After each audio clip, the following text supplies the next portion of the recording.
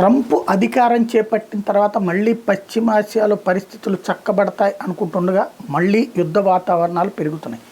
అది deep state effect అనాలా, ఆయుధ వ్యాపారుల యొక్క కాన్సెప్ట్ అనాలా, లేదంటే ఈ నాయకులే తమ ఉనికి కోసం చేస్తున్నారనుకోవాలా. మళ్ళీ ఉద్రిక్త వాతావరణాలు ఏదైతే 2 యుద్ధాలు గత 4 సంవత్సరాల నుంచి ప్రపంచాన్ని వేధిస్తున్నాయో అవి మళ్ళీ మొదటి దశకి అని చెప్పడానికి వీల్లేదు, కానీ కొనసాగుతున్నాయి. ఏదైతే ఒక పక్కన రష్యా మీద ఉక్రెయిన్ దాడి, ఉక్రెయిన్ మీద రష్యా దాడి కొనసాగితే, ఇంకోవైపున ఇజ్రాయెల్ వెళ్ళి మరొకసారి గాజా మీద దాడి చేసి వేలాది మందిని హమాస్ తీవ్రవాదుల అనుకూలుని హతమారిస్తే, మరొక వైపున అమెరికా వెళ్ళి యెమెన్లో ఉన్నటువంటి హౌతీల మీద దాడి. ఇవన్నీ గతంలో ట్రంప్ ఎలక్ట్ కాకముందు కూడా జరిగింది.